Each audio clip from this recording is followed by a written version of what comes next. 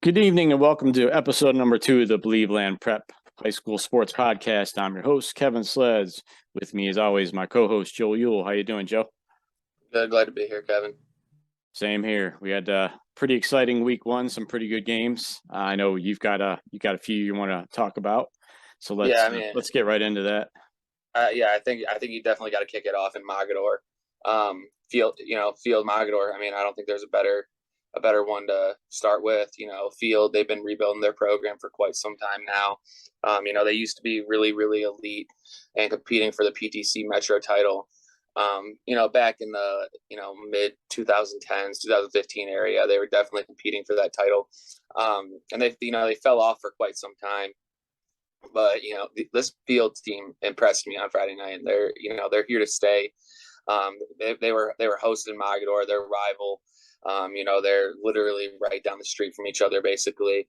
And things started kicking off with Mason Williams. He had 25 carries for 145 yards on Friday night.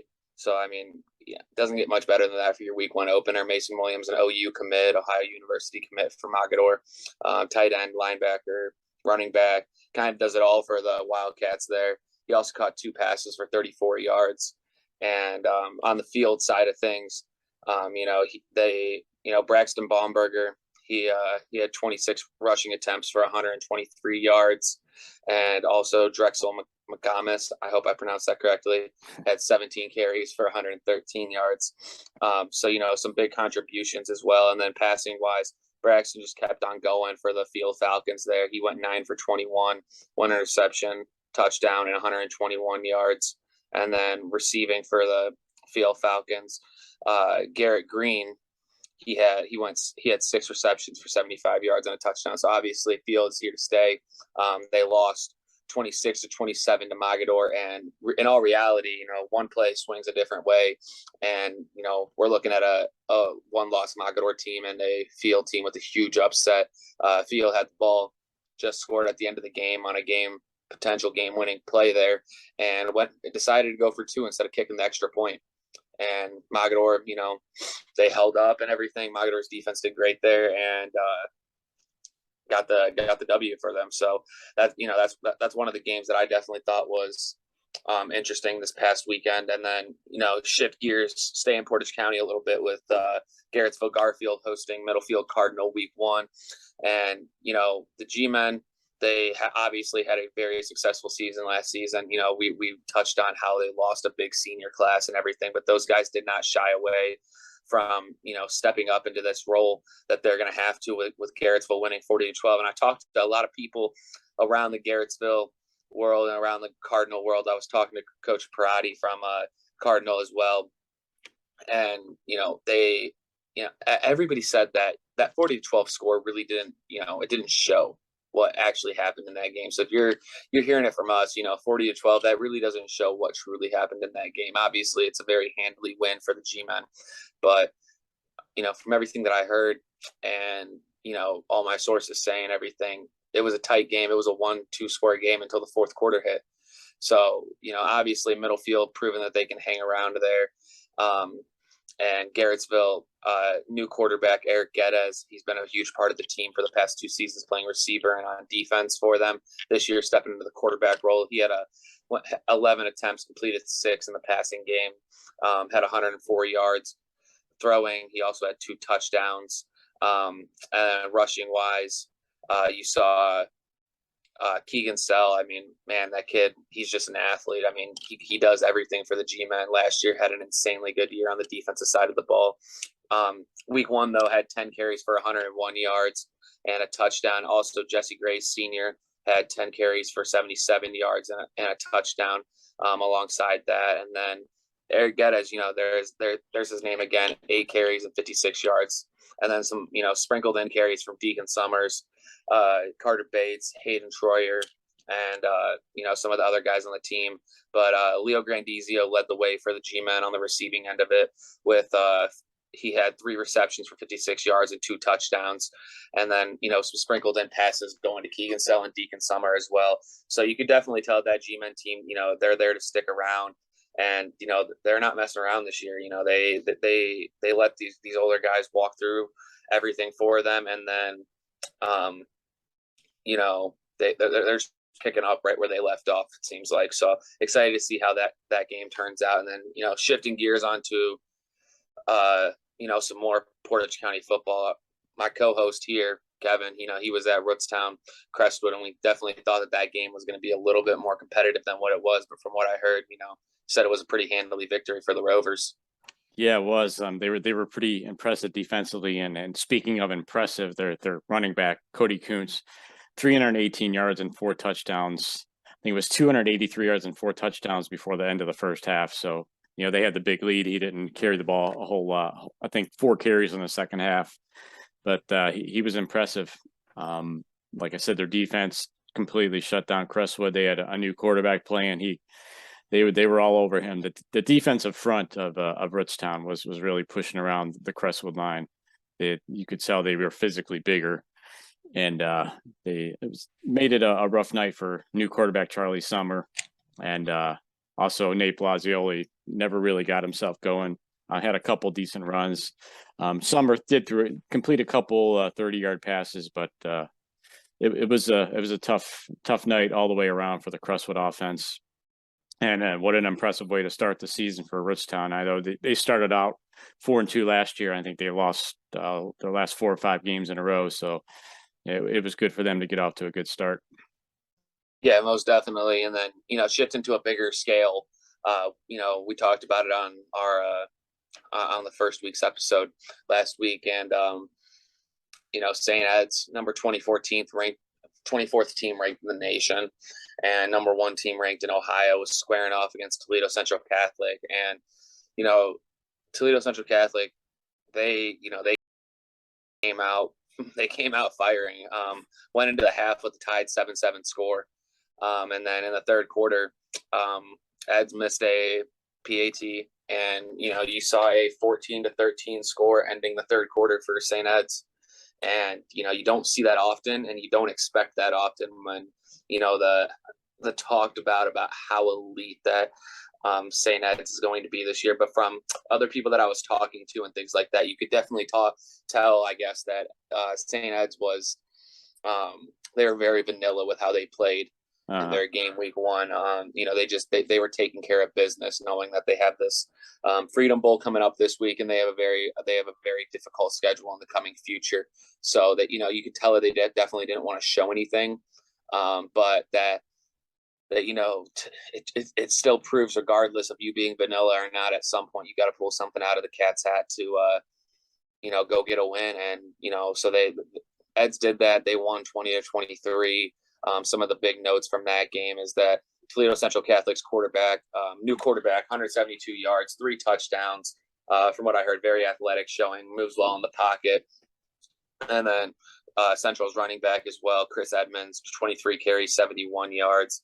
No touchdowns for him, but big day for Brandon All's receiver from Toledo Central Catholic, catching all 3 of Tawan Clark's touchdown passes. So he had 3 receptions for 64 yards and 3 touchdowns. And tell you one thing, next week I'm throwing the ball his way if I'm Tawan, because he caught every single one of my touchdown passes. He's 3 for 3. So that's a nice ratio to have, I think, when you're looking at everything. And we'll talk about a little bit of Ed's stats when we get into our week 2 showings and everything. But I know we got some player of the weeks up for week 1. What we got there? Yeah, we're gonna do a smaller school player of the week and a bigger school player of the week. We'll probably announce those either Monday or Tuesday. But just to throw out a few names that had some pretty big days. Obviously, we mentioned Cody Kuntz from Rootstown. We've got the quarterback from Copley, DeJuan Owens, Chardon running back Andrew Bruce. I'm sorry, trying to read my own writing here. But then a quarterback, Danny Stoddard, and also we've got Akron Hoban running back Lamar Sperling, who had a really big game against Mississauga North from up in Canada, and their 45-20 win. So those are a few of the names that are under consideration, and like I said, we'll announce those here Monday or Tuesday. But we've got some things in the works with the naming rights, so we'll get that situated before we make that announcement. Right. Before we shift gears here, looking at some of our week 2 games, I did forget one big, highly touted game that happened on Saturday night this past week. Walsh Jesuit double overtime win against Benedictine. Obviously a huge win. We touched on Toledo Central Catholic. We'll see, who's the lesser of, 2 losses in all reality, week 1, and 2 big losses that happened because Toledo Central Catholic is going to square off against the Benedictine Bengals in week 2. And I'm excited to see how that game turns out. But hats off to Walsh. Turning their coaches turned their program around in the past 3-4 years. He came in and for the 2020 season and had a decently successful season. And the year after that, you saw an elite team happening. They dropped down a division for the past 2-3 seasons compared to what they normally were at. And now they're starting to move back up as everybody sees that Walsh is here to stay and they're legit. But shifting gears to week 2, talking about the Freedom Bowl, there's actually quite a few games that are going to be slated at Tom Benson Hall of Fame Stadium that you see behind me. Hopefully I'm in attendance to one of those games at some point. Really excited to see these games, but people are really calling this St. Ed's Central Catholic game. They're calling it the Midwest Battle. I was talking to a lot of other people from, different groups and things like that while I was waiting for the St. Ignatius game to get canceled this past weekend. And still not happy about that one. I bet. St. Ed's obviously 24th team ranked in the nation still, first in Ohio still, squaring up against the second team in Pennsylvania, Pittsburgh Central Catholic. And St. Ed's, obviously, like we talked about, beat Toledo Central Catholic 23-20 in their week 1 showing. Their quarterback, Casey Bullock, went 4 for 12 with 75 yards, 2 touchdowns and an interception. He also tagged on with that 12 carries for 86 yards and another touchdown. So obviously versatile across the whole entire field and can really help the Eagles out. Marvin Bell, St. Ed's running back, 16 carries, 123 yards, no touchdowns. He did have 1 receiving though. And then Graydon Lentz Piffer, hope I pronounced that correctly as well, had 1 reception, 40 yards, and a touchdown. He led the receiving category. Obviously, 4 completions, you're really not going to have too much in that stat line, but still a good showing from the Eagles. And then Central Catholic, they're going to be opening up their season with that. So, welcome to the big time for the Vikings from Pittsburgh. Coach Terry Totten, he returns 6 offensive starters and 4 on defense. So that's going to be huge for him. Obviously, his defense depleted a little bit, but over half of his offense is returning. So you can expect a very highly touted and highly firepower offensive game at 8:30 at Tom Benson Hall of Fame Stadium.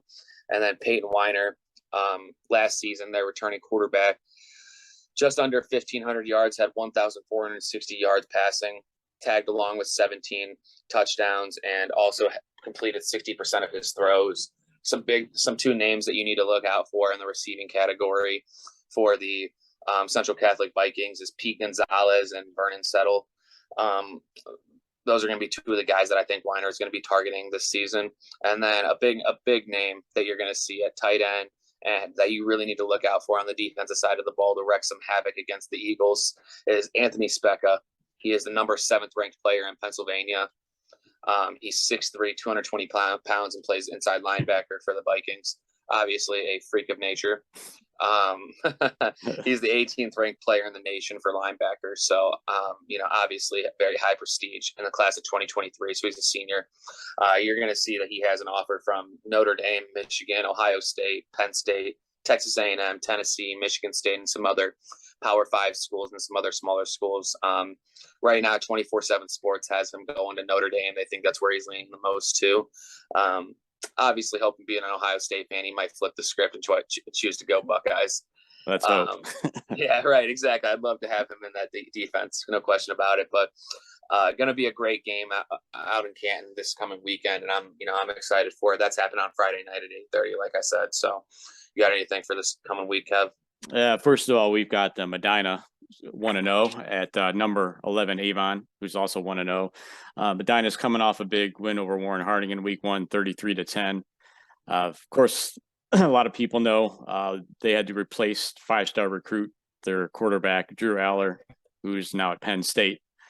So new quarterback Danny Stoddard came in and showed out pretty well in his first game, 24-36, 289 yards and 3 touchdowns. And then their all-Ohio wide receiver from last year, Brendan Schramm, he's back. He had 9 catches for 104 yards and 2 touchdowns. So good performances by both of them. But you look at Avon, they had a kind of a strange game. They were playing Stratford from South Carolina. They ended up winning 7-0. This game was suspended at the 4:31 mark of the first quarter and never ended up resuming. And Stratford ended up forfeiting. So it goes in the win column for Avon. But a win's a win sometimes. Exactly. You take it how you can get it. But they have 5 Power 5 conference recruits on their roster. So they're pretty stacked, led by the running back, Jacorian Caffey, who's being recruited by Maryland and Pitt. He had 1,478 yards and 24 touchdowns last season. They were 12-3 last year and a state semifinalist. So definitely be a good test for Medina coming off their big win over Warren Harding. Yeah, no, most definitely. And then, shifting gears to my boys, University School, got 1-0, went down to Columbus, handled business very handily, 34-13 win for the Preppers this past week down in Columbus. And Preppers, being in Division III, Region 9, are going to square off against South Range, who beat Springfield local 37-7 week 1. They played on this past Thursday night. South Range be a Division 5, Region 17, but a Division 5 powerhouse, I'll tell you that. My Garrettsville Garfield, my alumni, we played them my sophomore year, upset them. So, last year in the matchup, South Range came out first play of the game and scored a touchdown.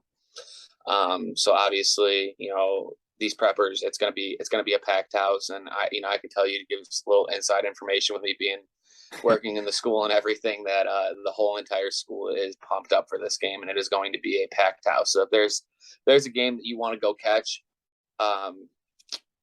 definitely be at University School at 5:00 on Friday afternoon, because, if there's a second game that you might want to go catch, University is near every highway that you could imagine. So I'm sure you can still get to it by the beginning of the second quarter after University's game ends. So, you can definitely go check that game out. That's going to be a very highly touted game, I think. University 81 in Division III in the state. And then South Range is number 2 in the state for Division 5. So some big returners for South Range is their quarterback, Billy Scrimpak, and their tight end / linebacker, J.D. Krause, in an article for their preview that was done by WKBN. Their coach points out about how big it is for those guys to return, and how that the fact that they had such a successful season last year, and they had a very heavy junior class last year who are now seniors. They're all returning. So, his mentality basically is, we did it last year, why can't we do it again? And then, University, something big that I, do want to note is the fact that University had 82 plays on offense last Friday. And in high school football, that's not, it doesn't happen often, no. To say the least. That's some college stats in a way sometimes. So University, a very high tempo offensive team, and you can bet on the fact that South Range is going to need their depth, because their University is going to be, pedal to the metal all day long, and definitely excited for that one. All right, we've also got another big game. Got 20th ranked Mentor 1-0 going against number 10 St. Ignatius. They had their game canceled, as you all know.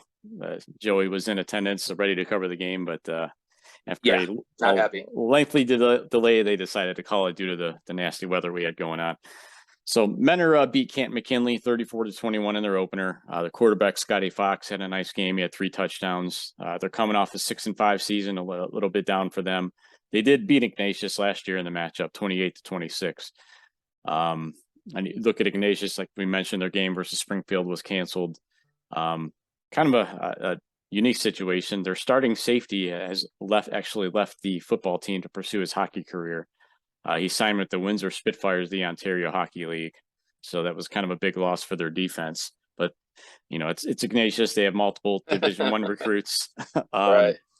They're going to be hungry after losing to Mentor last year and then having their first game week 1 canceled. Those boys are going to be ready to go and looking for some revenge. And, of course, they have a legendary coach, Chuck Howes, in his 40th and final season. So they're on a mission to win one for him in his last season. Yeah, no, most definitely. And a little side note with that Ignatius Springfield game that I did pick up last night on Saturday, the fact that the Springfield Wildcats are going to have to take a 2-week leap, basically. They actually could not find a week 2 opponent. Talking to one of their coaches that were in the booth, Oh, wow. because nobody wanted to play them, and with being a public school, sometimes you only have so much money for transportation and such. So they won't see another game until week 3 against Trotwood Madison.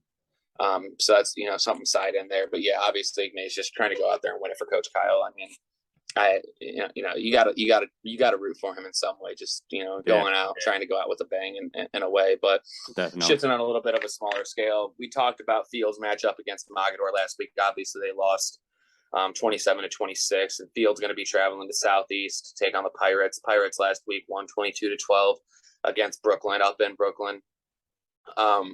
Some big notes, like I said, Braxton Baumberger obviously collected for a total of 3 touchdowns and over 200, just under 250 all-purpose yards on Friday night. And then Garrett Green, 6 receptions, 75 yards for the Field Falcons. So that's going to be exciting.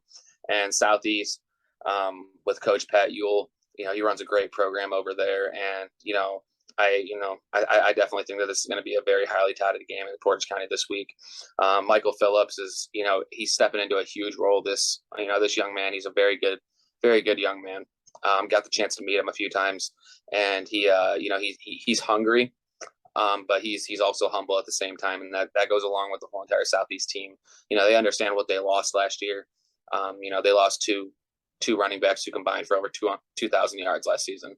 So, when that happens, it's obviously very difficult. But, Michael Phillips was supposed to be a huge role player and huge impact player in the Southeast offense in the 2021 campaign. And he had a season cut short with an ACL injury week 1 in the first quarter. In the second quarter. He had over 100 receiving yards in the first quarter, and then towards ACL in the second quarter on the first play. Oof. So, obviously a very rough season for how that happens. But the Field Falcons are ranked 82nd in the in Ohio for Division 4, and Southeast is ranked 23rd in Division 6 for Ohio. So a little smaller school facing up against a bigger school, but some old PTC matchups that we get to see still. So it's very interesting to see. But yeah, I definitely expect Michael Phillips to be hungry and wanting to come out there and keep Southeast season going, get them to 2-0, and then this Field team is going to come with a lot of revenge, I think, and they're going to be ready to fire out. That name Braxton Baumberger, I'm telling you, hang on to that name, because this kid's talented, and this Field team's legit this year. All right, the last one I've got is we've got a pair of 1-0 teams once again. Lutheran West is traveling out to Jogger County to face number 25 Kirtland. Lutheran West beat Fairview 34-0 on Friday. Their quarterback Clay Noble had a pretty nice game. He was 8 of 10, 137 yards and 2 touchdowns passing. Also added in 73 rushing yards with another touchdown. Their defense held Fairview to 13 total yards, net minus 19 passing yards, and only 2 first downs the entire game. So quite an impressive a defensive stand there. But they're definitely going to get tested by Kirtland, and they're a big time running team. They beat Paynesville 34-8. This is side note is head coach Tiger Liberty's 200th career win as coach of Kirtland. He's 218 record. Yeah, congrats, coach. Yeah, so very impressive. I've met Coach Laverty, and he's an amazing guy, and he runs the most inside and out, arguably one of the best programs in Ohio. Yeah, so congrats to Coach Laverty on win number 200. But offensively, you mentioned they're a big running team. They have 42 carries for 369 yards as a team. They had 6 players with 50 or more yards rushing. So it was a pretty balanced attack. And we know from last year, with being Garfield graduates, Garfield ran into him in the playoffs and got put up a good fight, but got knocked out. So they're a tough team to defend for sure. Mm-hmm. Yeah, most definitely. I mean, I'm excited for these week 2 matchups. Like I said, the Freedom Classic is going to be happening in Canton this upcoming weekend, and go ahead and give you guys a little background on the Freedom Bowl really quick, and just kind of what entails with it. But basically, it's an invite only, national top teams and everything, and they have one in Georgia, they have one in Ohio, and I'm excited to see how these games really do plan out, because it's going to be interesting, because there's a lot of very, very talented teams that are coming out this weekend, and they're traveling from all over the area. Kicking off on Friday night, we got at 5:30 Christian Brothers versus Milton. And then game 2 at 8:30 on Friday night, we have St. Ed's versus Pittsburgh Central Catholic. Like I said, that's probably going to be one that you might want to check out.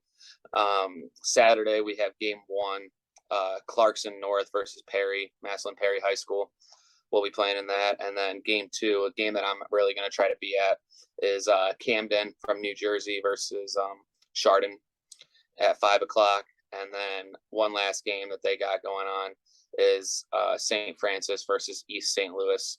So obviously, a lot of very, very known teams throughout everywhere, and just more football. It's finally here. Like I can't get enough of it.